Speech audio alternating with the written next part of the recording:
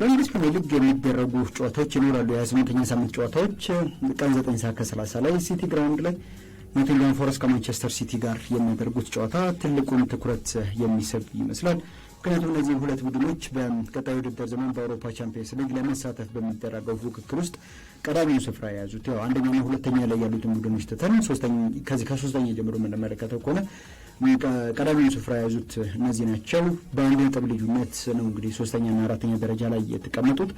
ኖቲንግሃም ፎረስት አምና ላለመውረድ ከመታገሉ አንጻር በዚህኛው ውድድር ዘመን አሁን ያለበት ደረጃ ላይ ይቀመጣል ብሎ መጠበቅ ከባድ ይመስለኛል። ምናልባት አስቶን ቪላ አምና ካሳየውና ደግሞ አስቶን ቪላ አምና ካሳካውም ደግሞ ስኬት አንጻር የኖቲንግሃም ፎረስት እንደውም ይበልጥ አስገራሚ ይበልጥ ሰርፕራይዚንግ ሊባል የሚችል አይነት ይመስለኛል። ግን በቅርብ ጨዋታዎች ላይ እንደ ቡድኑ ለመከል ውጤታማ አይደለም እየሆነ የሚገኘው። ካለፉት 5 የሊግ ጨዋታዎች አንድ ጨዋታ ብቻ ነው ያሸነፈው። የተሸነፈባቸው ጨዋታዎች ቁጥር 3 ናቸው እና ደግሞ ለነዚህ በተሸነፈባቸው ጨዋታዎች ላይም በርከት ያሉ ጎሎች ናቸው እየተቆጠሩበት የሚገኙት። ያንን ኤስፕሪቶ ሳንቶ ቡድን ዘንድሮ በተለየ ሁኔታ ሊነሳ ከቻለ ትልቁ ጥንካሬ የመከላከል ክፍሉ ጥንካሬ ነው። ግን ደግሞ ያንን ጥንካሬውን በቅርብ ጨዋታዎች ላይ እያየንበት አይደለም የምንገኘው። ማንቸስተር ሲቲ ደግሞ የሚገምቱት አይነት ቡድን አልሆነም። ይፈተንባቸዋል ተብሎ በተጠበቁ ጨዋታዎች ላይ በእርግጥ የተፈተነባቸውም አሉ፣ ግን ደግሞ በቀላሉ ያሸነፋቸው አይነት ጨዋታዎችም አሉ። እንደዚሁም ደግሞ ነጥብ የጣለባቸውም ደግሞ ጨዋታዎች የምንመለከታቸው ከሆነ በትክክል ማንቸስተር ሲቲ ይሄ በፕሮፋይል አንጻር የምንመለከተው ከሆነ ነጥብ የሚጥልባቸው አይነት ጨዋታዎች የማይመስሉ ጨዋታዎች ናቸው። ግን በእነዚህ ጨዋታዎች ላይ ነጥብ ጥሏል። ግን ፎረስት ባልተለመደ መልኩ ብራይተንን 7-0 ካሸነፈ በኋላ ባደረጋቸው ተከታታይ ጨዋታዎች አንድም ማሸነፍ አልቻለም። ሁለቱም ተሸንፏል። ከአርሰናል ጋር 0-0 አርሰናል አጥቂ ስለሌለው በአምስት ተከላካይ ልጆት ነው ስፒሪቶ ሳንቶ ባሉበት ጨዋታ ብዙም የተለያየ የግብ ዕድል ሳይፈጥር ነበረ። በዛ ጨዋታ ላይ ባዶ ለባዶ የተለያየው እንደ ቡድን ማስቆጠር አሁንም እያስቆጠረ ነው የሚገኘው። በመከላከሉ ረገድ ግን ክፍተቶች እንዳሉበት እየተመለከትን እንገኛለን። ያለፉትን ተከታታይ ጨዋታዎች ላይም ይህንን ነው እየታዘብን የምንገኘው። ከኤፍኤ ካፑ ከኢፕስዊች ታውን ጋር ካደረገው ጨዋታ ጀምሮ ያንን ጨዋታ ላይ ቢያንስ ከአርሰናል ጨዋታዎች ግብ ተቆጥሮበታል። ቢያንስ የፉላሙን ጨዋታ እናንሳለን አንድ ግብ፣ ከዛ ውጭ ግን ሁለትና ከሁለት በላይ ግብ ነው እየተቆጠረበት የመጣው ቡድኑ እንደ ቡድን በተለይም ያኔ ልክ ምረት የለሽ ሆኖ ነበር ብራይተን ጨዋታ ላይ የተመለከተ ነው። በዛ ኤፊሺየንሲ የሚቀጥል ከሆነ በርከት ያሉ ግቦችን እያስቆጠረች ይቀጥላል ብለን ማስበን ነበር። ምናልባትም ሊቨርፑል 1-2 ጨዋታ ላይ መንገራገጮችም ስለነበሩ ዋንጫ ፉክክሩ ላይ ተጽዕኖ ያሳድራል ብለን ነበር። ያ ግን አሉንም ከዛ በተቃርኖ ነው እየተጓዘ የሚገኘው። የተከላካይ መስመሩ መጀመሪያ ላይ የነበረውን ያን ጥንካሬውን እያሳየን አይገኝም። አሁንም በሊጉ ጥቂት ግቦች ከተቆጠሩባቸው ክለቦች መካከል አንደኛው ኖቲንግሃም ፎረስት ነው። 33 ግቦች ብቻ ነው የተቆጠሩበት። ሳሁ ኖቲንግሃም ፎረስት 44 ጎሎችን ያገባው። ምናልባት የብራይተኑ ጨዋታ ሌላ ፍሪክ የሆነ ጨዋታ ይመስለኛል። ኤክሰፕሽናል ነው። አንዱ ከሞመንቶች መካከል ነጥለ የምታወጣው ነው ማለት ይሄ አንዳንድ ጊዜ ያጋጠማል ከምትለው ባሻገር በብራይተን ተጫዋቾች ዘንድ ደግሞ ሲሰሩ የነበሩ ስህተቶችን ለቡድኑ እና ደግሞ ለሚቆጠሩት ደግሞ ጎሎችን መጠን ከፍ ያለ አስተዋጽኦ እንደነበራቸው ተመልክተናል። በዛ ጨዋታ ላይ ግን የኖቲንግሃም ፎረስት ጠንካራ የነበረ መከላከሉ የተፈታበት ጊዜ የውድድር ዘመኑ አደገኛው ጊዜ ነው ማለት መሳሳትን የማይፈቅድልህ ጊዜ ላይ ነው መከላከሉ እየተዳከመ የተመለከት ነው።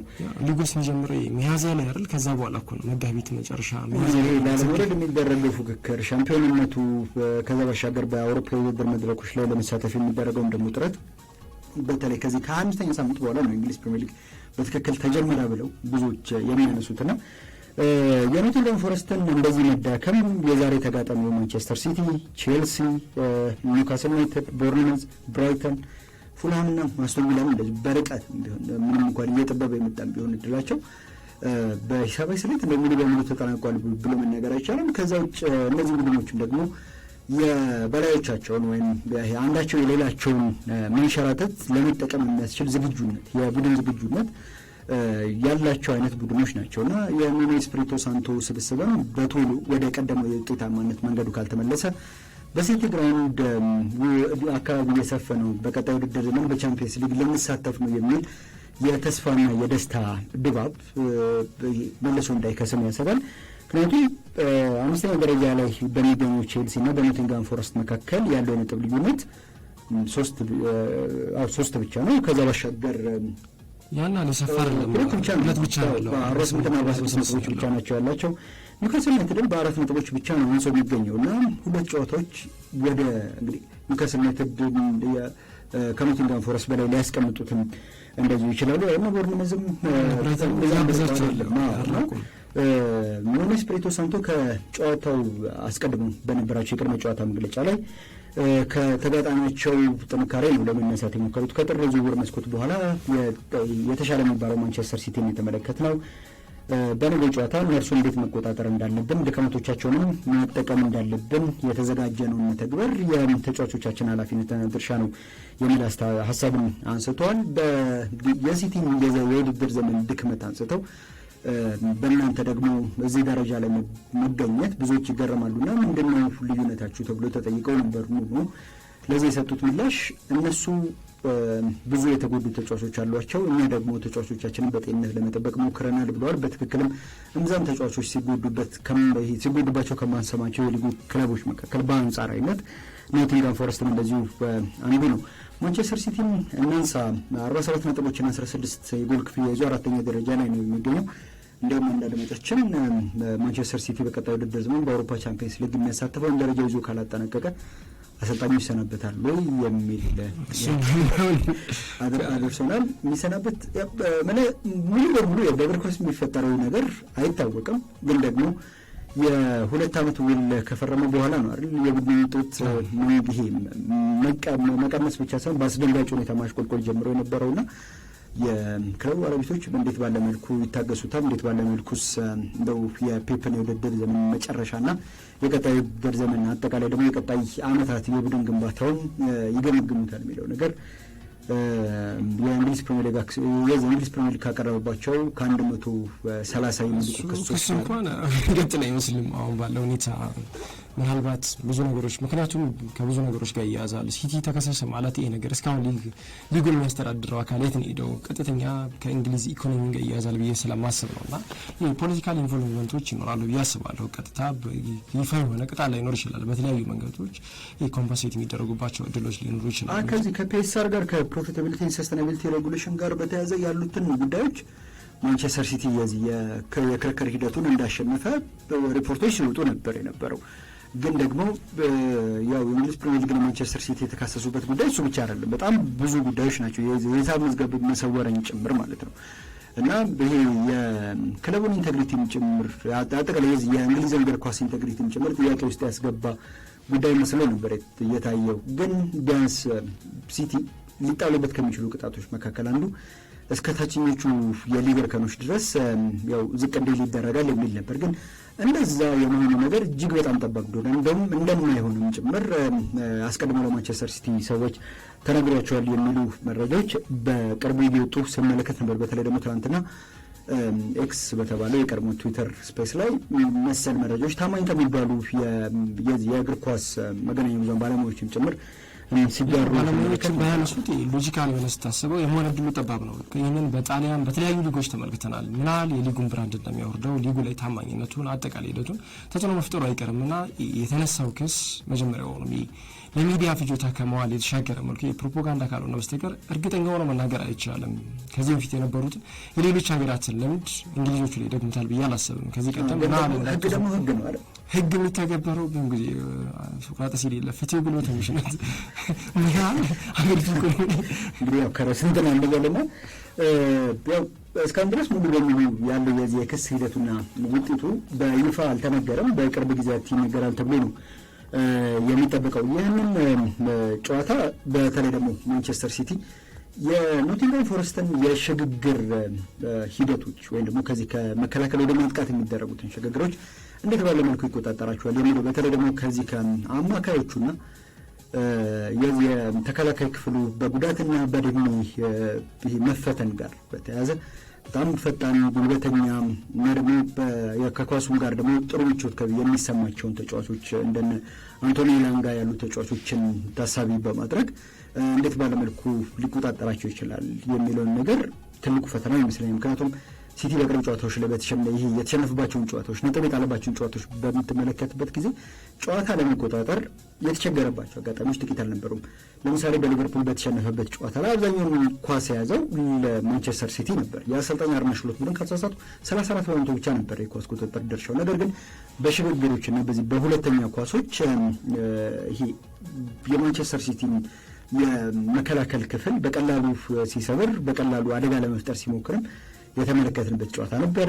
ሌሎችም ጨዋታዎች እንደዚሁ ሲቲ የተቸገረባቸውና የተሸነፉባቸውን ጨዋታዎች ብትመለከት ሽግግሮችን መቆጣጠር ላይ ቡድኑ ክፍተት እንዳለበት ማሳያ ነው። የኖቲንጋም ጥንካሬ የማንቸስተር ሲቲ ድክመት ሆኖ በዛሬው ጨዋታ ላይ ልንመለከተው እንችል ይሆናል።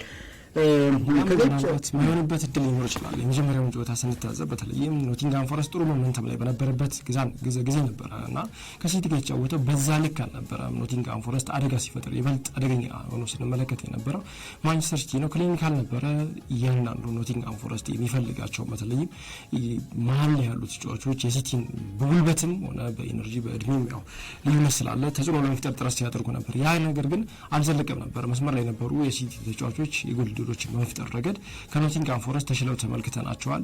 ዛሬም ጨዋታ ላይ ይሄ የሚሆንበት እድል አለ። አሁን ደግሞ ባለፈው ከነበረው በተሻለ መልኩ አንዳንድ ተጫዋቾች ቀስ እያለ ፎርማቸውን እያገኙ ነው የሚገኙት። ጥር ላይ የመጡትም ስፒሪቶ ሳንቶስ እንዳነሱትም የተሻሻሉ ተጫዋቾች አሉ። የመጡ ተጫዋቾችም ቡድኑ ላይ የጨመሩት ኳሊቲ አለ። ከዛ አንጻር ሌሎቹ ቡድኖች ላይ የነበረውን አደገኝነት በዛሬው ጨዋታ ላይ ሲቲ ላይ ያሳያል ብዬ አላስብም። ኖቲንጋም ፎረስት ከዚህ ቀደም ከመጣበት መንገድ አንጻር ይለያያል።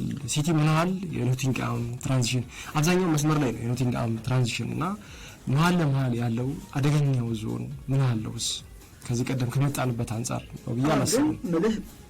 ያው ያለፈው የዚህ የአንደኛው ዙር ጨዋታ 3-0 የተጠናቀቀው ኢቲሃድ ላይ የተደረገው ጨዋታ ልክ ነው። ሲቲ በብዙ ነገሮች የተሻለ የነበረበት ጨዋታ ነበር። ግን በዛ ጨዋታ ላይም ፍጹም ባልተጠበቀ መልኩ ኖቲንጋም ፎረስት ጥሩ ሞመንተም ላይ የነበረን ቢሆን በየዛ ሰሞን ላይ የዛ ጨዋታ ላይ የነበረው ድክመት ግን ብዙዎች ያልጠበቁት አይነት አስደንጋጭ ድክመት ነበር የነበረው። ግን ከዚህ ቀደም በተለይ ደግሞ አምና ከዛ በፊት በነበረው የውድድር ዘመን ላይ ኖቲንጋም ፎረስት የነበረውን አጠቃላይ የዚህ የስኳድ ጥራት እና አጠቃላይ ደግሞ እንደ ቡድን የነበረው ጥንካሬ እና አሁን ላይ ኑኖ ኤስፒሪቶ ሳንቶ ከመጡ በኋላ ያለውን ደግሞ ጥንካሬ የምትመለከት ከሆነ በጭራሽ የማይገናኙ ቡድኖች እንደሆኑ መረዳት ይቻላል። በዚህ በሽግግሮችን ከመከላከል ወደ ማጥቃት የሚደረጉ ሽግግሮችን በፍጥነትና በጥራት በመተግበሩ በኩል ውጤታማ የሆነ ቡድንን በማርሚ በዚህ ሂደት ውስጥ ደግሞ ያደገ ቡድን ነው ኑኖ እያስመለከቱ ነው የሚገኙት። ይህን ጨዋታ ምናልባት በማንቸስተር ሲቲ በኩል ከዚህ ጨዋታ አስቀድሞ በውድድር ዘመኑ የክለብ ካላንደር ለመጀመሪያ ጊዜ የሳምንት እረፍት ያገኘበት ጊዜ ነው። ወይም ደግሞ በቂ የማገገሚያ ለመመሪያው መስሪያ እና ደግሞ እንደ ቡድን ደግሞ መዋጃ በቂ ጊዜ ያገኘ ይመስላል። ከዚህኛው ጨዋታ አስቀድሞ ከአውሮፓ መድረክ ጨዋታዎች ከቻምፒየንስ ሊግ ጋር መሰናበቱን ተከትሎ ማለት ነው እና ይህን ጨዋታ የሚያሸንፍ ከሆነ በተለይ ኖቲንጋም ፎረስት የደረጃ ለውጥ ባይኖረውም ከአርሰናል በ3 ነጥብ አንሶ ይቀመጣል። ወይም ከአርሰናል ጋር ያለው ነጥብ 3 ያጠባል። ከተከታዮቹ ደግሞ ይበልጥ ይርቃል። ሲቲ የሚያሸንፍ ከሆነ 3ኛ ደረጃን ከኖቲንጋም ፎረስት ይረከባል። በዚህ ጨዋታ ላይ ኖቲንጋም ፎረስት ያለፈው ሰኞ ላይ በኢፕስዊችን በኤፍኤ ካፕ ባሸነፈበት ጨዋታ ላይ እረፍት ለሰጣቸው እንደነ ክሪስ ውድ ላሉ ወሳኝ ተጫዋቾቹ የሰጣቸው እረፍት ተጠናቆ ወደ ሜዳ እንደሚመለሱ ይጠበቃል። በሲቲ በኩል ናታናኬ አዲሱ ጉዳት ያጋጠመው ተጫዋች ሆኗል። ከ10 እስከ 11 ሳምንታት ከሜዳ እንደሚርቅም ነው እየተነገረ የሚገኘው። በማንቸስተር ሲቲ በኩል ራሱ ይህን ነገር ፔፕ ጋርዲዮላም ተናግሮታል። ፔፕ ጃክ ግሪሊሽን በተመለከተ ጠይቀውት ነበር። ባለፈው በኤፍኤ ካፕ ቡድኑ ካሸነፈ በኋላ ፕሊመዝ አርገልን ግሪሊሽ ከጓደኞቹ ጋር በደንብ ሲዝናና የሚያሳዩ ምስሎች መውጣታቸውን ተከትሎና እንደው አቅሉን ስቶ በከፍ ያለ የአልኮል መጠጥ ጠጥቶ ሰክሮ የሚያሳዩ ምስሎች መውጣታቸውን ተከትሎ ትልልቅ ሰዎች ናቸው፣ ተጫዋቾች ፕሮፌሽናሎች ናቸው፣ ምን ማድረግ እንዳለባቸውና እንደሌለባቸው ያውቃሉ። የግል ህይወታቸውን ያልቆጣጠርም። ግን የውድድር ዘመን መጨረሻ ላይ የሁሉም ተጫዋቾች ብቃት ገምግመንና መዘነን የምንወስነውን ውሳኔ እንወስናለን የሚል ነገር አንስቷል። 12 ሰዓት ላይ ከሚደረጉ ጨዋታዎች መካከል ሊቨርፑል ከሳውዛምፕተን ጋር የሚያደርጉት ጨዋታ ነው የሚኖረው። የሊጉ አናትና ግርጌ የሊጉ ሁለቱ ጽንፎች ላይ የሚገኙ ቡድኖች የሚያደርጉት ጨዋታ ነው ሊቨርፑል 67 ነጥቦች አሉት፣ 40 ጎል ክፍያ ያለው ሊጉን እየመራ ነው የሚገኘው። ሳውዛምፕተን ገና በመጀመሪያው ዙር ላይ ነው አይደል የመውረዱ ነገር አይቀርም እየተባለ ሲመጣ የነበረውና አሁንም ያንን ነገር እያስቀጠለ ነው የሚገኘው። ኢቫን ዩሪችን ቢቀይርም ወጥና ጣፍጥ ጉልቻ ነው የሆኑት ዩሪችና ቡድኑ በመጣበት የውድድር ዘመን ወደ ቻምፒዮንሺፑ መመለሱ የሚቀር አይመስልም። ግን ደግሞ አሰልጣኝ አርነ ስሎት አንደኛው አይናቸው የዛሬው የሳውዛምፕተን ጨዋታ፣ ሌላኛው ደግሞ አይናቸው ወይም ይሄ ከሀሳባቸው የተወሰነው ደግሞ የፊታችን ማክሰኞ አንፊልድ ላይ የሚያደርጉት ያሉት ከሉዊስ ኤንሪኬ ቡድን ጋር የሚያደርጉት ጨዋታ ነው። ኤንሪኬ ደግሞ ከጨዋታው መጠናቀቅ በኋላ ፓርክ ደ ፕራንስ ላይ ከታገው ጨዋታ መጠናቀቅ በኋላ አንፊልድ ላይ ውጤቱን እንገለብጣለን ብሎ በሙሉ ልብነት ነው ደግሞ የተናገረውና ይሄ ራሱ ያስተላልፈው መልእክት ይኖራል። ሊሆን ይችላል። ምክንያቱም በተለይ ፓርክ ደ ፕሪንስ ላይ የነበረው የጨዋታ ሙሉ እንቅስቃሴ ሊቨርፑል በዚህ ዓመት በዚህ መጠን ተበልጦ አልተመለከትነውም። እያንዳንዱ የሜዳ ክፍል ላይ አንድ ለአንድ ግንኙነቶች፣ ከዛ ውጭ ደግሞ እንደ ቡድን ወርክ ሬቱም ፓሪስ ጀርመ በሁሉ መልኩ የተሻለ ነበረና ጎል ድሎችን ከመጠቀም አንጻር ደካማ ነበር። የአሊሰን ኢንዲቪጁዋል ብሪሊያንት ሁሉ ነገር ቀይሮታል ብዬ ነው የማስበው። የዛሬው ጨዋታ ላይ ያን ያህል ሳውዛምፕተን ይፈተናቸዋል ብዬ አላስብም። አንድ ሊቨርፑል ካለበት ፎርም አንጻር፣ ሁለተኛ ደግሞ ሳውዛምፕተን ዘንድሮ ጣበት መንገድ እጅጉን ደካማ ነው። እንደ ቡድን በርከት ያሉ ግቦች እየተቆጠሩበት ነው። በመከላከሉም ሆነ በማጥቃቱ ረገድ ያናል አመርቂ ቡድን አይደለም የተገነባውና በሳውዛምፕተን በኩል እየተመለከተ ነው የምንገኘው። ቡድኑ ለፕሪሚየር ሊጉ ያናል ራሱን አዘጋጅቶ መጥቷል ብዬ አላስብም። ያ ነው እንግዲህ እንደ ቡድን ክፍተት ፈጥሮበታል ብዬ የማስበው። እነዛ ጨዋታዎች ላይ በተለይም እያንዳንዶቹ ጨዋታዎች ላይ አንዳንዶቹ ጨዋታዎች ማሸነፍ የሚችላቸውን ቢያንስ ነጥብ ተጋርቶ እንኳን መውጣት የሚችልበትን እድል በትክክሉ ሲጠቀም አልነበረም። በርከት ያሉ ግቦች እየተቆጠሩበት ነው። በሊጉ ያው ደካማው የተከላካይ ክፍል ሳውዛምፕተን ነው። ምንም ጉዳይ አይደለም።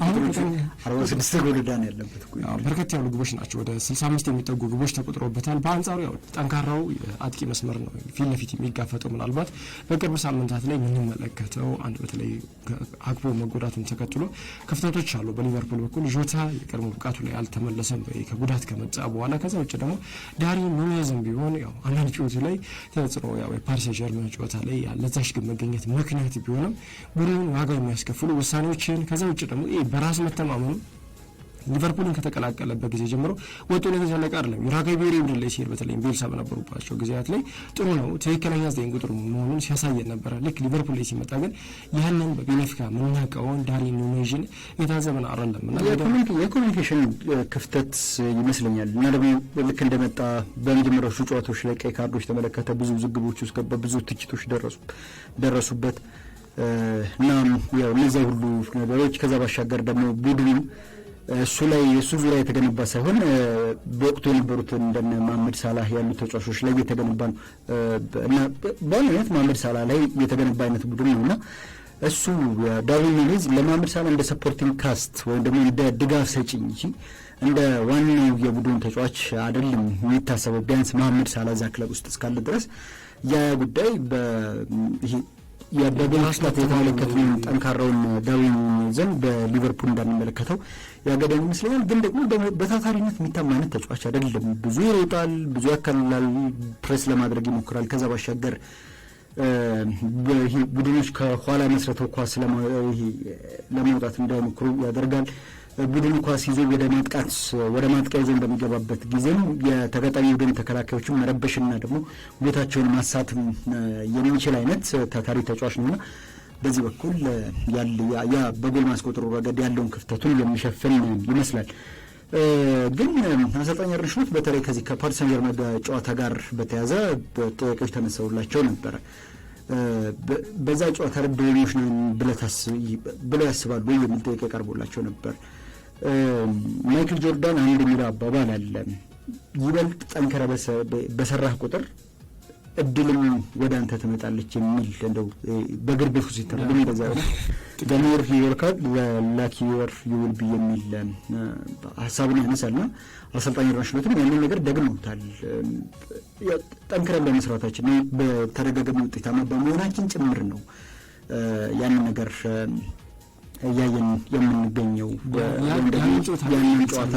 ያንን ጨዋታ ብቻ ሳይሆን ለምሳሌ ከፉላም ጋር በተደረገው ጨዋታ ላይ አንዲ ሮበርትሰን በቀይ ወጣባቸው ጨዋታው ማኔጅ አድርገው ለመውጣት የሞከሩበት መንገድ እንደዚሁም ሌሎችን በርካታ ጨዋታዎችን ማንሳት የሚቻል ይመስለኛልና ያንን ነገር አንስተዋል። ቡድን እድለኛ ሆነው እድል ወደኛ ዙረቸው ጠንክረን በመስራታችንና አስቀድመን በአጠራቀምነው የውጤት ስንቅ ነው የሚል ነገር ነው አንስተዋል። አንዴ እሱ ብቻ ይወስነዋል ብዬ አላስብም። ያው ጠንክረን መስራት ይችላል። ጠንክሮ መስራት ብቻውን ግን ምን ያህል ውጤታማ ያደርጋል? አንዳንዴ እድል ሊታገልበት ይገባል። ወሳኞቹ ተጫዋቾች በሊቨርፑል በኩል ልክ አሁን አርሰናል ላይ እንደምናነሳው ቡካዮ ሳካ እንደዚሁም ኦዴጋርድ መጀመሪያዎቹ ጊዜያት ላይ ተጎድቶ እንደነበረው አሁን ደግሞ ከሃቨርትዝ ተጎድቶ ቡድኑን እየተቸገረ እንደሚገኘው ሊቨርፑል ወሳኝ የሚባሉ የግብ ምንጮች ሆኑት። አለበለዚያም በመከላከል ላይ የቡድኑን እየመሩ የሚገኙ ተጫዋቾች ምን ያህል ተጎድተውበታል? ዘንድሮ አልተጎዱም። አብዛኛውን ጊዜ ሻምፒዮን የሚሆኑ ቡድኖች ውጤታማ የሚሆኑ ቡድኖች ስንመለከት እድለኞች ናቸው። በጉዳት በኩል አይቸገሩም። ይህንን ከ2016 ሌስተር ማየት እንችላለን።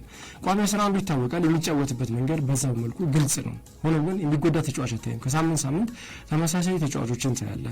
ዋንጫ ደግሞ ማንሳት የሚገባቸው ጥራት የነበራቸው ቡድኖች በአመቱ መጀመሪያ ላይ ሲገመቱ የነበሩ ቡድኖች ደግሞ በተመሳሳይ መልኩ በጉዳት ምክንያት ከነበሩበት ሲንሸራተቱ ፎርማቸውንም ሲያጡ ተመልክተናልና በዚህ መልኩ ነው ሊቨርፑልን የምንመለከተው። ቡድኑ ወሳኞቹን ተጫዋቾች እያጣ አይደለም። አንድ ተጫዋች ከቡድኑ ሲወጣ አክፖ ከወጣ በኋላ በግብ ዕድል በኩል በመፍጠሩ ረገድ እንደዚሁም እሱ በሚጫወትበት ቦታ ላይ የነበረውን ድክመት እየተመለከተ ነው የምንገኘው። በተመሳሳይ መልኩ ምናልባት የቡድኑን አብዛኛውንም የግብ ምንጭ የሆነው መሐመድ ሳላ ቢጎዳ በዛ መልኩ ይቀጥላሉ። ሊቨርፑል አንዳንዴ ልክ ስትናገር ንግግሮችን በምትናገርበት ሳለ ቡድኑ በዛ መልኩ ነው እየሄደ ያለው።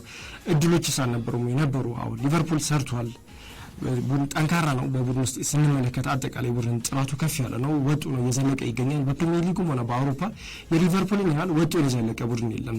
በውጤትም አሁን በሚጫወትበት መንገድ በእርግጥ ከዚህ ቀደም ስናነሳው ነበር እዚሁ የቅዳሜ የስፖርት መረጃ ሰዓታችን ላይ አሰልጣኝ አርነ ስሎት በትልቁ ከሚደነቁባቸው እሳቸው ብቻ ሳይሆን ኮቺንግ ስታፋቸው በትልቁ ከሚደነቅበት ጉዳይ መካከል የተጫዋቾቻቸውን ፊትነስ መጠበቅ መቻላቸው ነው። የፊትነስ ቲማቸው በጣም ጥሩ ሊባል ቢችል ነው።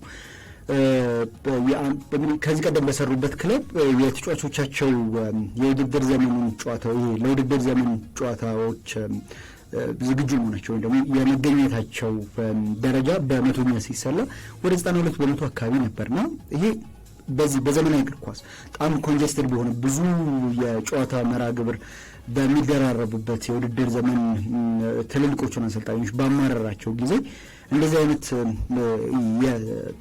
የበዛ የተጫዋቾች አማራጭን ማዘጋጀትና ደግሞ ወሳኝ ተጫዋቾች የውድድር ዘመኑን በብቃት እንዲወጡት የማድረጋቸውም ደግሞ ሚስጥር የዚህ የኮቺንግ ስታፋቸው ውስጥ ያለው የዚህ የፊትነስ ቲማቸው እንደሆነ በተደጋጋሚ ራሳቸው ይናገራሉ። እንደገና የምንመለከተው ነገር ነው። መሐመድ ሳላህ እንግዲህ አሁን ስንተኛ ዓመቱ ነው? 34 ዓመት ይሆናል። ግን ደግሞ የህይወት ዘመኑ ምርጡ የሚባለውን ፎርም ነው እያሳየን ተጫዋቹ በተፈጥሮ ጠንካራ እንደሆነ ይታወቃል። ግን ደግሞ ያንን ጥንካሬን እንዲያስጠብቅ ይሄ እድሜ የሚባለው ነገር እንዳይጎትትበት ለማድረግ የእነዚህ ባለሙያዎች እገዛ ያስፈልገዋልና በዛ ምክንያት ይመስለኛል እስካሁንም ድረስ አርነ ስሎት እንግዲህ ባሰቡት ልክ እንደው ሙሉ በሙሉ ባሰቡት ልክ እንኳን ማለት ባይቻል ቢያንስ 80-90 በመቶ ባሰቡት ልክ የተጫዋቾች ምርጫቸው የተቃና ሊሆንላቸው የቻለው ከዚህ ጨዋታ እንደወጣ ነገርና ነገ የሚደረጉትን ጨዋታዎች ደግሞ እንመልከት። በተለይ ነገ 11 ሰዓት ላይ ቼልሲ ከሌስተር ሲቲ ጋር የሚያደርጉት ጨዋታ ይኖራል። ቼልሲ የሆነኛው የውድድር ዘመን ክፍል ላይ ለዋንጫ ተፎካካሪ መስሎን ነበር። ከዛ በኋላ ተዳከመና በቀጣይ በአውሮፓ ቻምፒየንስ ሊግ ለመሳተፍ በሚደረገው ፉክክር ውስጥ ጭራሽ የሌለ መስሎ ነበር። አሁን ደግሞ መልሶ እያንሰራራ የመጣ ቡድን መስሏልና ማትገምተው አይነት ቡድን ነው። ኤንዞ ማሬስካ እያስመለከተን የምንገኘው ማሬስካ የቼልሲ ስራ ያስገኘለት የቀድሞ ክለቡን ከመግጠሙ በፊት ያው ከዚህ ከቻምፒየንስ ሊግ ጋር በተያያዘ ተጠይቆ ነበር። ቡድን በቻምፒየንስ ሊግ መሳተፍ እድል አለው ወይ የሚል ጥያቄ ቀርቦለት ቻምፒየንስ ሊግ ይሸተኛል ወይም ደግሞ የቻምፒየንስ ሊግ ተሳትፎ እድላችን ሰፊ መሆኑን እንደዚህ አይነት ስሜት ይሰማኛል የሚል ሀሳቡን ሰጥቷል። በዛ ላይ አሁን ነገሮች በቼልሲ ቤት ጥሩ የሆኑ እየተስተካከሉ የመጡ ይመስላሉ። ምክንያቱም በጉዳት ምክንያት ለረጅም ጊዜያት ከቡድኑ ውጭ የነበሩ የቡድኑ ጀማሪ ተመራጭ ተጫዋቾችም ከዛ ባሻገር ደግሞ ተዛዋጭ ወንበር ላይ ቢቀመጡም የቡድኑ ውጤት ላይ ተጽዕኖ ማሳረፍ የሚችሉ አይነት ተጫዋቾችም እየተመለሱለት ነው የሚገኙት። ለምሳሌ ሪስ ጄምስ የቡድኑ ዋነኛ አንበልና ከጉዳት ነጻ በሆነ ጊዜ እንደኔ አባባል የዓለማችን ምርጡ የቀኝ መስመር ተከላካይ ትሬንት አሌክሳንደር-አርኖልድ የሚጠየቅ ሊነሳ ይችላል። ግን ደግሞ በዚህ ፕሮፐር ወይ ደግሞ ትክክለኛ የመስመር ተከላካይን ደግሞ የምንመለከት ከሆነ የዚህ ተጫዋች ኳሊቲዎች ይበልጥ ገዘፍ ብሎ የሚታዩ ይመስለኛል። ከዛ ውጭ ቬስሊ ፎፋና፣ ቤኒያ ባዲያሽለ እንደዚሁም ደግሞ አለ ጉሽቶ ከነበረባቸው ጉዳቶች ያገገመው ከቡድኑ ጋር ልምምድ ስለመስራታቸው እንደዚሁ ተሰምቷል። ሌስተር ሲቲ በሩበን ኒስተልሮይ አልሆነለት ነው የተሳካ አይመስልም። ምናልባት ክረምት ላይ ቡድኑ ማጠናከር ይገባቸው ነበር። በዛ ልክ ሰርተዋል ብዬ አላስብም። በርከት ያሉ ተጫዋቾች ሻምፒዮንሺፕ ላይ የነበሩ ናቸው። ከዛ ውጭ ቡድኑንም በክረምት የተቀላቀሉ ተጫዋቾች ያን ጥራት አላቸው ብዬ አላስብም። አሁን ባለው ሁኔታ ቼልሲ ላይ ጠንከር ያለ ፉክክር ያደርጋሉ። ከቼልሲ ጋር በሚያደርጉት ጨዋታ ፉክክር ይኖረዋል ብዬ አላስብም። ምናልባት ዋናው የትራፊኪንግ መሆኑ ዕድል ሰፊ ይመስላል። አሁን ባለው ሁኔታ በጨዋታው በዛ መልኩ የሚጠናቀቅ ነው የሚሆነው። ሌስተር ሲቲ እጅጉን ደካማ ነው። እያንዳንዱ ጨዋታ ላይ ያለው አጠቃላይ የቡድን ቅርጽም ትክክል ነው ብዬ አላስብም። አንዳንድ ጨዋታዎች ላይ ጥሩ ተከላክሎ ብሎ ብሎ ለመጫወት ጥረት ያደርጋል። ያ ግን ያው አንዳንድ የስነ ልቦናን ጉዳይ አለ አይደል? በተደጋጋሚ ሽንፈቶች የሚያሳድሩት ተጽዕኖ አለ። በዛ ምክንያት ወጡ ነው መዝለቅ እየተቸገረ ይገኛል። ጥሩ እየተከላከለ የሆነ ሰዓት ላይ ተጫዋቾቹ ሙሉ ለሙሉ አጠቃላይ ካሉበት ከሙድ ይወጣሉ እና ባለፉት ጨዋታዎች ላይ ይህንን እየተመለከተ ነው የምንገኘው። ተከታታይ እንግዲህ 5 ጨዋታዎችን ተሸንፈዋል። በሊጉ ለመጨረሻ ጊዜ እንግዲህ ያሸነፈው ቶተንሃም ሆትስፐር ነው 2-1። ያኔም አልተጠበቀም። ቶተንሃም ደግሞ የነበረበት አጠቃላይ የጉዳት ሂደት ቡድኑ ቢሸነፍ ብዙም አያስገርምም ነበርና ሌስተር ሲቲ አሁን ያለበት ደረጃ ያው ከመዋረድ የሚቀር አይመስልም። ሩድ ቫን ኒስተልሮይም ሲቪን ያበላሸ ይመስለኛል። ያው ቡድኑ ባይዘው ይሻላል አሁን ባለው ሁኔታ በትክክል ነው። ጥያቄዎች ነበሩ እሱ ወደዛ ባመራበት ጊዜ በትክክል ሩድ ቫን ኒስተልሮይ ስራ ጥቼ ከመቀመጥ ብሎ እና ደግሞ ሪስክ ወስዶ ይህንን ቡድን ቢያንስ በሊጉ ማትረፍ ራሱን የቻለ ትልቅ ፈተና ነው እና ያንን ፈተና በአግባቡ የሚወጣው ከሆነ ቀጣዩ ፕሮጀክት ትልቅ ይሆናል ከሚል ስሌት ጋር ነው ወደዛ ያመራው። ግን ደግሞ ያን ነገር ለማድረግ ይቸገራል የሚል ሀሳብ ነበር የነበረው። ማንቸስተር ዩናይትድ ከአርሰናል ጋር ምሽት 1:30 ነገ ምሽት የሚያደርጉት ጨዋታ ትልቁ እንደው ትኩረት የሚያገኝ አይነት ጨዋታ ነው። ጨዋታው ለአርሰናል ይበልጥ ትርጉም ያለው ይመስላል ሜዳ ላይ የሚመዘገበውን ውጤት ብቻ የምንመለከት ከሆነ። ግን ደግሞ ለማንቸስተር ዩናይትድ ከሜዳ ውጭ ያለው ጉዳይ ነው ያው የነገውን ጨዋታ እንዲጠብቁት እያደረገ የሚገኙ በተለይ ደግሞ እዛ የሚገኙ ደጋፊዎች። ዩናይትድ ከዚህ ጨዋታ አስቀድሞ 33 ነጥቦችና 6 የጎል ዕዳ ኖሮበት 14ኛ ደረጃ ላይ ተቀምጧል። ካለፉት 5 ጨዋታዎች 2ቱን አሸንፈዋል፣ 1 አቻ ሲወጣ በ2ቱ ሽንፈት ገጥሞታል። የሆነ የኢትዮጵያ ፕሪሚየር ሊግ ቡድኖች ያለፉትን 5 ጨዋታዎች ውጤት የሚገለጽ ነው የሚመስለው። ይህን ጨዋታ የሚያሸንፍ ከሆነ ዩናይትድ እንደ ቶተናም ውጤት አስቀድሞ ቶተናም ከቦርንመዝ ጋር በጣም ቆንጆ ጨዋታ የሚሆን ይመስለኛል። የጨዋታ ሌላ 11 ሰዓት የሚደረግ ጨዋታ ነው ነገ። ከዚህ ጨዋታ እንደሚመዘገበው ውጤት ዩናይትድ ደረጃውን ወደ 13ኛ ከፍ ሊያደርግ ይችላል። አርሰናል አንድ ተስተካካይ ወይም ደግሞ አንድ ቀሪ ጨዋታ ያለው 54 ነጥቦችና 28 ጎል ይዞ ሁለተኛ ነው። ካለፉት 5 ጨዋታዎች 3ቱን አሸንፎ ቀሪዎቹን ደግሞ ሽንፈትና አቻ ያስመዘገቡባቸው ናቸው። እንደ ሊቨርፑል ውጤት የኔ ጨዋታ የሚያሸንፍ ከሆነና ያው አንድ ቀሪ ጨዋታ ያለው በመካከላቸው ያለው የነጥብ ልዩነት ወደ 10 ሊያደርገው ወይም ደግሞ ቢያንስ ባለበት ልዩነቱን ሊያስጠብቅ ይችላል ሊቨርፑል የሚያሸንፍ ከሆነ። ግን ደግሞ በማንቸስተር ዩናይትድ በኩል ስናነሳ እንደነበረው የዚህ የአውሮፓ ቻምፒየንስ ሊግ ብቻ ሳይሆን የአውሮፓ ሊግም የኮንፈረንስ ሊግ ተሳታፊነት እድሉ ኦልሞስት ያከተመ ይመስላል እና ይህንን ተከትሎ ደጋፊዎች የክለቡ ደጋፊዎች በተለይ ደግሞ አንድ 1958 የተባለ የደጋፊዎች ማህበር ወደ ኦልድ ትራፎርድ የሚመጡ የክለቡን ደጋፊዎች ጥቁር ልበሱ፣ ክለቡ እንዴት ቀስ እያለ እንደሞተ እናሳይ የሚል መልእክትን ለደጋፊዎች ልኳል። እና ደግሞ ብዙ ደጋፊዎች ይህንን ሀሳቡን እየተቀበሉት እንደሆነም አስቀድመው እየተነገረ ነው የሚገኘው። ከፉላም ደጋፊዎች ጋር በመተባበር የትኬት ዋጋ ጭማሪን ተቃውመዋል። ከዛ ባሻገር እሁድ የግሌዘር ቤተሰቦችም ሙሉ በሙሉ ውጡልን ማለት ዘመቻም በኦልድ ትራፎርድ ልንመለከት እንችላለን። የተለያዩ ጽሁፎችን ሩበን አሞሪም ግን ያው ከዚህ ከደጋፊዎች መቃወም ጋር ተያይዞ ተጠይቆ ነበርና መቃወም መብታቸው ነው። እንደዚህ አይነት ትልቅ ተቋም ውስጥ ሀሳብን ማፈን ሀሳብን ይሄ ለመጨፍለቅ ትክክል አይደለም የሚል አስተያየቱን እንደዚሁ ሰጥቷልና ነገ ምሽት 1:30 ላይ ጨዋታው ከመደረጉ አስቀድሞ በሩበን አሞሪም በኩል እነዚህ ጉዳዮች ተነስተዋል። ግን ያነሳ ነው ይሄ ሚኬል አርቴታ ጊዜ ተሰጥቶታል ያን ያክል ጊዜ ማገኝም አይመስለኝም የሚል አስተያየቱ ብዙዎችን እያነጋገረ ነው የሚገኘው። ያው ምናልባት በተለይ ሚኬል አርቴታ ቡድኑን ለመገንባት ረጅም ጊዜ ይወስዱበታል። ኦልሞስት ወደ 6 ዓመት እየተጠጋን አይደለ? በዚህ 6 ዓመቶች የመጀመሪያዎቹ ጊዜያት ላይ ነበሩ አጠቃላይ የቡድን ግንባታዎች ማስወጣት የሚገባቸው ተጫዋቾች ነበሩ። የእነዛን ሲያስወጣ ነበረ። በዛው ልክ ደግሞ ተጫዋቾችን እያስገባ ነበረ። አሁን ነው እንግዲህ ሙሉ ለሙሉ የራሱን ቡድን ያገኘው ሚኬል አርቴታ። በእነዚህ ዓመታት ባለፉት 2 ዓመታት በዋንጫ ፉክክር ውስጥ ቆይቷል። ያው ዘንድሮ ከጉዳት ጋር በተያያዘ አንዳንድ ወጥነት ችግሮች ቢነሱበትም ቡድኑ እየተሻሻለ መጥቶ ከአውሮፓ ኤሊት ክለቦች መካከል አንደኛው መሆኑን እየተመለከተ ነው የምንገኘው። አርሰናል ይህንን መነሻ ያደረገ ይመስለኛል አሰልጣኝ ሮበን አሞሪም አስተያየት የሰጠው። ቡድኑ በርከት ያሉ መሻሻሎች ይጠበቁበታል። ባለፉት በተለይ ፈርጉሰን ከወጡ በኋላ በነበሩት ዓመታት የምልመላ ሂደቱ እንደዚሁም መዋቅሩ ላይ በርከት ያሉ ችግሮች ነበሩ። ይህንን ለማስተካከል ደግሞ ያለፈው ክረምት ላይ ነው የተጀመረው። ያላለቁ ስራዎች አሉ አሁን የምንመለከታቸው። አሽወርዝ ወጥቷል። ተመልሶ ወደ ቀድሞ ስትራክቸሩ የገባ ነው የሚመስለው ዩናይትድ አሽወርዝ በነበረበት ሳለ ቢያንስ በተጫዋቾች ምልመላ እንደዚሁም ተጫዋቾች ከቡድኑ በሚወጡበት መንገድ ላይ ዲፕሎማቲያዊ በሆነ መልኩ በተረጋጋ መልኩ ነበር ተጫዋቾች ሲወጡ የነበረው። አሁን በዛ መልኩ ሲቀጥላሉ። የቡድን ግንባታ ለአሰልጣኝ አጠቃላይ ሂደት ቡድን ግንባታ ላይ ኤዱ ጋስፐር ልክ ለሚኬል አርቴታ መደላድሉ እንደፈጠረው ሁሉ ዩናይትድ ቤት ውስጥ በዛ መልኩ ነው የሚሄደው። የሆነ መሀል ላይ ያለ አንድ ድልድይ እየተሰበረ ያለ ይመስለኛል። በዛ ምክንያት ይታገሱታል።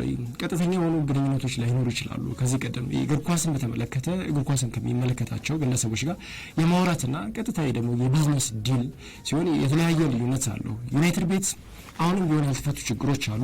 ከዚህ አንጻር ነው ብዬ አስባለሁ። አንዳንድ ተጫዋቾች ደግሞ ወፈር ያለ ደሞዛቸውን ክለቡን ለቀው አይወጡም። አሁን ካሲሜሮ አንደኛው ማሳያ ነው ብዬ አስባለሁ።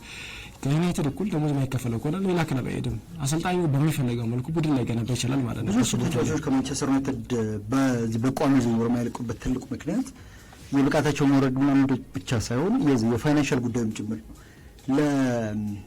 ትልቅ ለሚባሉ ተጫዋቾች የሚከፍለው ደሞዝ የሚጠበቅም ነው። እንደገና ደግሞ ከሚሰጡት አገልግሎት አንጻር ገና ወጣት ለሆነ ከዛ ባሻገር በዚህ በዋና ቡድን ደረጃ እንደዛም የመጫወት ታሪኩ ያን ያክል ያልሆነ ተጫዋች እንደ ኮቢ ሜይኖ አይነት ተጫዋች በሳምንት እስከ 200,000 ፓውንድ ድረስ ይጠይቃል እና ይሄ ነገር ብዙ የክለቡን ደጋፊዎች እንደዚሁ አላስደሰተም። ከዛ ባሻገር ሌሎችም በርካታ ችግሮች ሊነሱ ይችላሉ።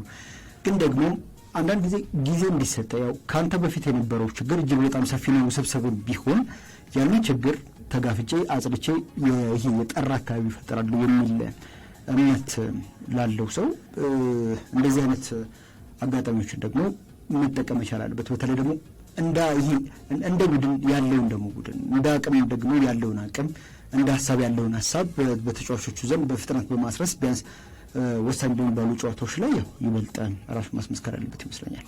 እሱም ማሻሻል ሊጠበቅ ግዴታ ነው። ምክንያቱም ራስን ፕሩቭ ማድረግ አለበት። የትኛውም ጊዜ ዘመናዊ እግር ኳስ ልክ ሰር አሌክስ ፈርጉሰን ወደ ዩናይትድ በመጡበት ጊዜ የነበረውን አይነት ቡድኖች የመታገስ ሁኔታ ሊኖር አይችልም። እግር ኳስ ቢዝነስ ነው። ብዙ ነገሮች የጨዋታ መንገዶችም ሲቀየሩ አንደኛው ምክንያት ትርፍ ያስፈልጋል። ዩናይትድ ደግሞ አሁን ያለበት የፋይናንስ መስቀልቅል ሳፈልግም ቢሆን በቡድን ግንባታ ላይ ተጽዕኖ አለው ብዬ አስባለሁ። የሆነ ተጫዋች ለማስፈረም ተጫዋች መውጣት አለበት። ይሄን የሚሆን ከሆነ ደግሞ አሰልጣኙ በሚፈልገው ልክ ማጽራቱንም ሆነ ከዛ ውጭ ደግሞ አዳዲስ ተጫዋቾችን በሱ ያጫወት ዘይቤ የሚፈልጋቸውን ተጫዋቾች አምጥቶ አዲስ የቡድን ግንባታ የሚሄዱ ጉዳይ ላይ ችግሮች ሊገጥሙት የሚችሉበት እድል አለ። ከዛ ውጭ በነጋም ጨዋታ ላይ የሚኖረውን ራሱ ላይ ያለውን ፕሬዠር ገለል ለማድረግ የሚያሰበ ይመስለኛል። ፕሬዠሮች ሁሉ ለሚኬል አርቴታ እንዲያጋድሉ ከማድረግ አንጻር የራሱ አስተዋጽኦ ይኖረዋል። ለተጫዋቾች በተለይም ትናንትና ጋዜጣዊ መግለጫ ላይ አንደኛው የተነሳው ነገር ሮቴሽንን በተመለከተ የበርካቶቻችንም ጥያቄ ነው። ቡድኑ የተረጋጋ አይደለም። ተጫዋቾች በተደጋጋሚ የተለያዩ ተጫዋቾች ቡድን ውስጥ ይገባሉ። ለምን እንደማድረግ የገባቸው ይመስለኛል ብሏል። ከጉዳት ጋር በተያያዘ ነው የተናገረው። በርከት ያሉ ተጫዋቾች ተጎድተዋል። እሱ ሳይመጣም በፊት የነበረ የጉዳት ታሪክ ምናልባት ያለፉት 3 የውድድር ዘመናት በተደጋጋሚ ገለጻ እስኪመስል ድረስ የቡድኑ አንደኛው ልክ ዩናይትድን ስታነሳ ጉዳቶችን ታነሳለህ እና የባክ ሩም ስታፉን አካል ብቃት አሰልጣኞች ስታፍን የራሱን ስታፍ አመጥተዋል። ከዛ ውጭ ደግሞ ሕክምና ክፍሉን ጥያቄዎች እየተነሱበት የሚገኙት እነዛን ለመቀየር ሞክረዋል። ሰዎች መጥተዋል። አንዳንዶቹ ወዲያውኑ አይቀየሩም። ምክንያቱም በተለያዩ አሰልጣኞች ስር ፕሪሲዝን ሲሰራ የነበረ ቡድን ነው። በዛ መልኩ የተቃኘ አይደለም። በለሱ ያጫወት ዘይቤ የተቃኘ ቡድን ስላልነበር በአንድ ላይ ሊፈታ አይችልም። በቀጣይ ዓመት በምን መልኩ አሁንም በጉዳት ሂደቶች እየታመሰ ነው የሚቀጥለው ወይስ ራሱ በሚፈልገው መልክ ስፖርቲንግ ሊዝበን ላይ በነበረው የቡድን ቅርጽ አስተካክሎ ይቀጥላሉ? ጊዜ እንዳለው ጊዜ ዩናይትድ ቢያንስ ክረምት ላይ ያባረዋል ተብሎ አይጠበቅም። ሌሎች ጊዜያት ያስፈልጉታል። በቀጣይ ጊዜያት ደግሞ አሰልጣኙ ባለው ልክ ጊዜ ተሰጥቶ ቡድን ይገነባል የሚለው ቀጣይ እንመለከታለን። አሁን ግን ተስፋ የሚሰጠው አይደለም። ጊዜ ብቻ ሳይሆን ትክክለኛ አይነት ከባቢም ደግሞ የሚያስፈልገው ይመስለኛል። እንደሱ አይነት የሲስተም አሰልጣኝ ደግሞ ሲሆን ማለት ነው እና በትክክል ያው የሚሰጠው ጊዜ ምን ያክል ነው የሚለው ነገር ራሱ ጊዜ የሚያሳየን አይነት ቢሆንም ማለት ነው። የአርሰናል ጉዳይ እንመልከት። አርሰናል አሁንም በትልቁ የተነሳበት የሚገኘው ችግር ከዚህኛው ጨዋታ አስቀድሞ የማጥቃት ክፍሉ መሳሳት ነው። በእርግጥ ተከታታይ ጨዋታዎችን እያሸነፈ ነው የሚገኘው እንደዚህ የማጥቃት ክፍሉ በሳሳበትና በተቸገረበት ጊዜ ግን ደግሞ እያሸነፈ የሚገኘው በነ ኤታን ዋርኔር እና በነ ማይልስ ሉዊስ ስኬሊ የእነዚህ ተጫዋቾች ጥገኛ መሆኑን በተለይ ደግሞ እንደ አርሰናል ባለ ደረጃ ላይ ለሚቀመጥ ቡድን ማግኒቲዩድ የሚጠበቅ አይነትም አይደለም። ግን ያው እየተመለከትን የምንገኘው ነገር ያ ነው። አሰልጣኝ ሚኬል አርቴታ ባለፈው እንግዲህ ቡድኑ በሰፊ ጎል ልዩነት ካሸነፈ በኋላ እንደተጠበቀው ነበር ተብሎ ተጠይቆ ነበር እና አዎ በትክክልም እንደዛ እንደሚሆን እንጠብቃለን የሚል አስተያየቱን ሰጥቷል። ግን ከነገ ጨዋታ አስቀድሞ ነባር ጉዳት ያለባቸው ተጫዋቾች እንደና ሀቫርትዝ አይነት ተጫዋቾች ከውድድር ዘመኑ ውጭ የሆኑበት አጋጣሚ በእርግጥ ሀቫርትዝ ከውድድር ዘመኑ ውጭ መሆኑ ተነግሯል። ግን ሌሎቹ ተጫዋቾች ወደ ሜዳ የሚመለሱበት ጊዜ አለመረጋገጡን ጭምር ሌላ ፈተና እየሆነ የመጣበት ይመስላል። አሰልጣኙና የማጥቃት ክፍሉን አሳስቶ ነው ወደ ኦልድ ትራፎርድ የሚጓዘው። የማጥቃት ክፍሉ ጠንካራ በነበረበት ጊዜ እንኳን ኤምሬትስ ላይ 2-0 ሲያሸንፍ 2 ከቆሙ ኳሶች የተገኙ ጎሎች ናቸው አርሰናልን አሸናፊ ያደረጉት እንጂ በትክክል ይሄ ጥርት ያሉ ውድድሮችን በመፍጠሩ በኩል የተሳካ የሚባል ምሽትን አርሰናል በዛ ጨዋታ ላይ አሰልፏል ብሎ መናገር የሚቸግር ይመስለኛል። ሌላው ምናልባት ከዚህ ለሚኬል አርቴታም ትልቅ ትርጉም ያለው ጨዋታ ነው። በእርግጥ ልክ ነው ኖቲንግሃም ፎረስት ቢያሸንፍ እንኳን እና ደግሞ አርሰናል ይህንን ጨዋታ ተሸንፎ እንኳን ቢያጠናቅቅ በመካከላቸው ያለው ነጥብ ልዩነት ወደ 3 ዝቅ ይችላል። ግን ደግሞ ሌሎችን ደግሞ የመጋበዝ አማራጭ ይኖረዋል እና አርሰናል በጣም ጠባብ ቢሆንም የቻምፒየንስ ሊግ ተሳትፎ ደረጃንም ይዞ ለማጠናቀቅ በሚደረገው ፉክክር ውስጥ ራሱን ይሄ ከዚህ ከተፎካካሪዎቹ መካከልና ፈተና ውስጥ ከሚገኙ ቡድኖች መካከል አንዱ ሆኖ እንዳያገኘው ከወዲሁ ነጥቦች መሰብሰብ ያለበት ይመስላል። ሚኬል አርቴታ ከጨዋታ አስቀድሞ ስለ ቺቤቢ ማርቲን አስተያየቱን ሰጥቶ ነበር። እኛም እሱም እድለኞች አልነበርንም በዚህ መቆየት ባለመቻሉ የሚል አስተያየትን ነው የሰጠው። የተጫዋች በዩናይትድ እንደው ከነራስ ሙሶሊኒ የተሻለ የሚባል ደረጃ እኮ ሊያገኝ የሚገባ አይነት ተጫዋች ነው። ወይም ራስ ሙሶሊኒ ከተሰጣቸው እድል አንጻር ነው ይህን ነገር እንዴት ባለ መልኩ ኮምፕሮማይዝ ያደረጉታል አስቸጋሪ ነው። ምናልባት በቅርብ ዓመታት ዩናይትድ ቤት ወጣቶች እየመጡ ነው የሚገኙትና ልክ ይመጣሉ፣ አንድ አመት ጥሩ ይንቀሳቀሳሉ፣ ከዛ በኋላ ይወርዳሉ።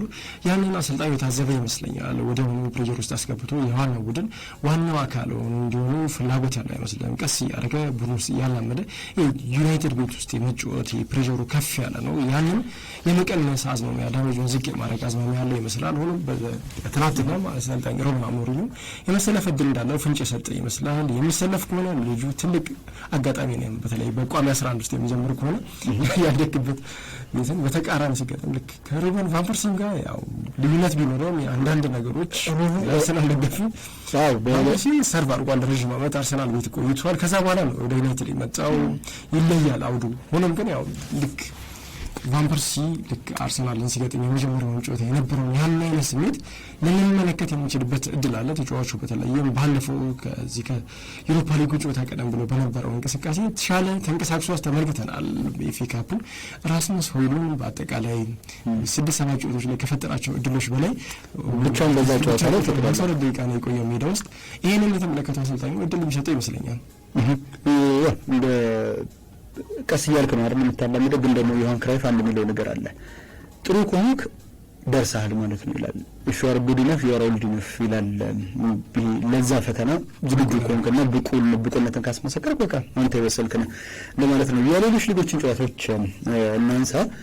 በስፔን ላሊጋ 27ኛ ሳምንት ዛሬ የሚደረጉ ጨዋታዎች አሉ። ሴልታ ቪጎ ከሌሃኛስ አላቬስ ከቪያሪያል፣ ቫሌንሲያ ከሪያል ቫያዶሊድ፣ ባርሴሎና ከኦሳሱና ምሽት 5 ሰዓት የሚደረግ ጨዋታ ነው። ነገ ሪያል ማድሪድ ከራዮ ቫይካኖ ጋር ይጫወታል። ኢታን ኤቶ የሳሙኤል ኤቶ ልጅ በነገው ጨዋታ ላይ ምናልባት ቢያንስ ከታዋቂ ወንበር ተነስቶ ይህንን ጨዋታ ሊጀምር ይችላል ወይም ደግሞ የጨዋታ ቀን ስብስብ ውስጥ ይካተታል ተብሎ ነው እየተጠበቀ የሚገኘው። አትሌቲክ ቢልባኦ ከሪያል ማዮርካ ጋር የሚያደርጉት ጨዋታ እንደዚሁ ይኖራል። በጣሊያን ሴሪያም ጨዋታዎች ይኖራሉ። ዛሬ የሚደረጉ ኮሞ ከቬኔዚያ ቀን 11 ሰዓት ላይ የሚያደርጉት ጨዋታ ይኖራል። በተመሳሳይ ሰዓት ፓርማ ከቶሪኖ ይጫወታሉ። ምሽት 2 ሰዓት ሌቼ ከሚላን፣ ምሽት 4 ሰዓት ከ45 ኢንተር ከሜንሳ፣ ነገ እንደዚሁ ፊዮረንቲና ከናፖሊ በናፖሊ ሜዳ ዲዬጎ አርማንዶ ማራዶና ላይ 11 ሰዓት ላይ የሚያደርጉት ጨዋታ ትልቅ ትኩረት የሚያገኝ አይነት ጨዋታ ነው። ኢምፖሊ ከሮማ ምሽት 2 ሰዓት፣ ምሽት 4 ሰዓት ከ45 ነገ ዩቬንቱስ ከአታላንታ ጋር ይጫወታሉ። እነዚህም በደረጃ ሰንጠረዡ እንግዲህ ተከታትለው የተቀመጡ ቡድኖች ናቸው ከኢንተር ሚላንና ከናፖሊ በመቀጠል እና እነዚህ ጨዋታዎች እንደዚሁ ይኖራሉ።